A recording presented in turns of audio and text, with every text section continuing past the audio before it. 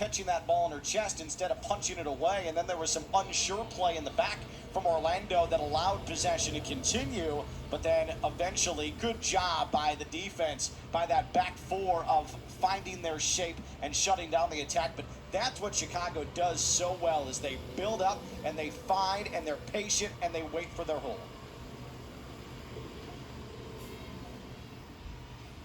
Turning away is Erin Greening. Erin Greening, Coach Mark Skinner talked about how she's been one of the most consistent players for his club these last 7 or so games. Okay, Greening being thrust into the lineup due to all the players gone for the World Cup. You can add in a few injuries as well, but she has stepped up to the challenge.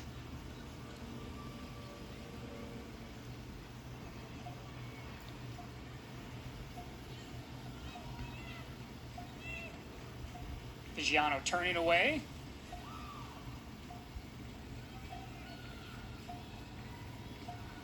Long ball trying to find Alex Morgan, and she's sandwiched between two players in Julie Ertz and Sarah Gordon. And she took major contact on that as well and is still down. Played wide, Nagasato. Kerr with the right. That one hits the crossbar.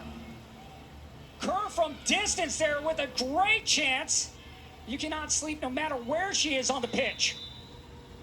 And there's Alex Morgan. So that spectacular attempt from Kerr goes off the woodwork, but Morgan, as you said, Josh, very accurately, was sandwiched, and it also happened upper body. You hope it wasn't head-to-head contact, but that's exactly what they're checking right now with Alex Morgan.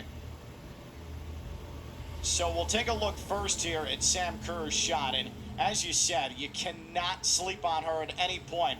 She's better in the box than she is from distance. Not known as a long-distance scorer, but that was an absolute bullet that had Harris beaten and could have easily found the back of the net. But certainly the concern right now is Alex Morgan's health, who just 6 minutes into her return to the starting 11 since late April is down on the turf after taking a significant hit. You look at Alex Morgan last week coming on as a substitution, played a little bit more than 20 minutes in that game, and she was beat up throughout the World Cup. And right now, we'll take a look back at what happened in that collision. So you see the long ball played forward. Alex Morgan goes up, and she took, it was Ertz who was in on there, and also it looked like it was Sarah Gordon who made contact with her. They're certainly checking her neck, jaw area. I couldn't see there if it was a head or if it was potentially a hip or a knee that caught her.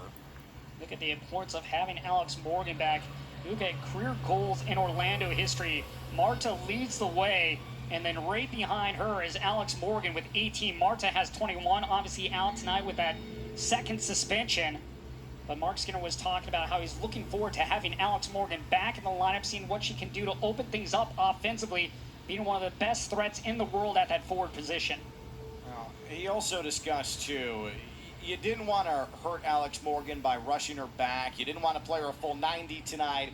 You want to make sure that her body is fully comfortable coming off of the beating that she took in France. And this obviously concerns you because this has been a long time with Alex Morgan on the pitch receiving treatment.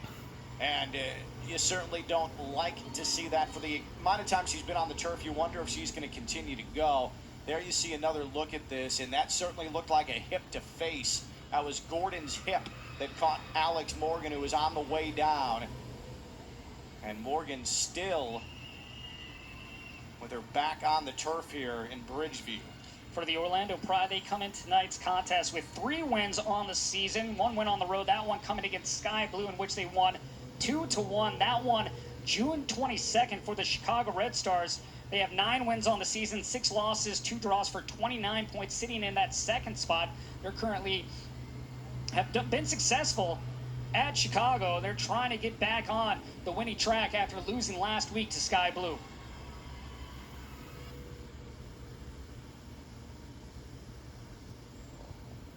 The Orlando Pride, they come in tonight's contest with 3 wins on the season, 1 win on the road, that one coming against Sky Blue, in which they won 2-1. That one June 22nd for the Chicago Red Stars.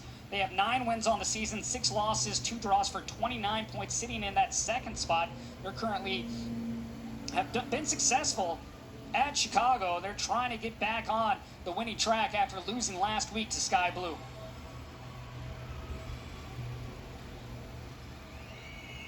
Well, Alex Morgan is talking with the medical personnel. They're still checking out her neck area. Listen there has come up, of course, the national team teammates. There's a smile from Alex Morgan. That's a good sign. I just wonder if you're Mark Skinner at this point, you want Alex Morgan to be a part of your attack and a part of your 11 as the season gets into the later stages. I don't see, after being on the pitch this long, and it's been about 4 minutes, really the point of keeping her on the pitch for tonight. And sure, it's disappointing with a return to the starting 11, but I think you have longer-term things to consider, and I do think Alex Morgan's night is certainly done. This will be where now Mark Skinner has to make the choice of bringing Chioma Ubogugu in, or does he possibly go with Miller, or does he go another direction? We are told that Ubogugu will be the player checking in for Orlando. So something you never want to see there with the stretcher being brought out. You hope it's nothing serious for Alex Morgan and something that she'll be able to recover from once again. You see Ashlyn Harris and Alyssa Nair talking.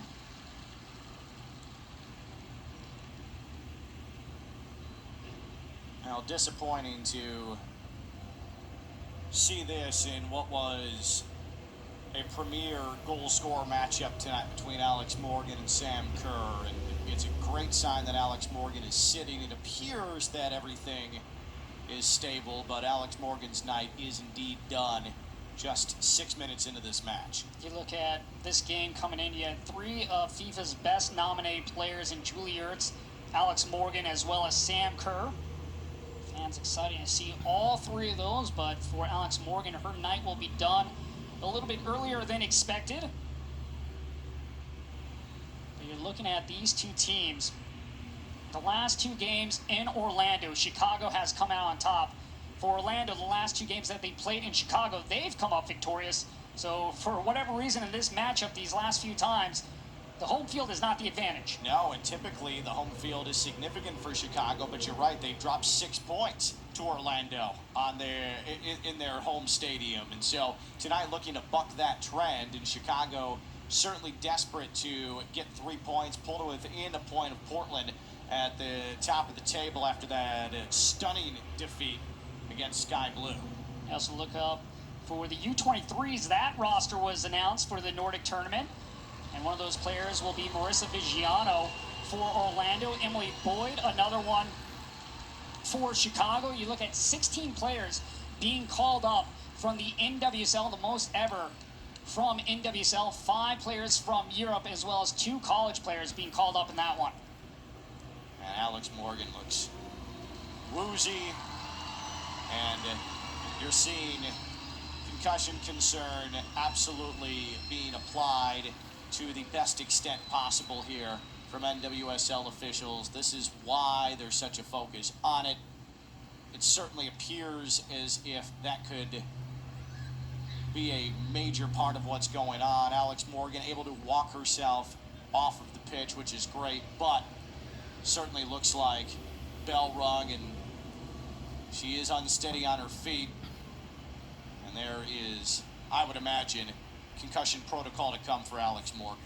Hopefully nothing seriously wrong with Alex Morgan as she will head off, and that means Chioma Ubogugu will head on for the Orlando Pride. Ubogugu on the season, 3 goals and 1 assist for the 27-year-old. Born in London but raised in Texas. Mark Skinner was hoping to get a little bit more rest for Ubogugu as they have those 3 games here in 8 days. This being the second of the 3.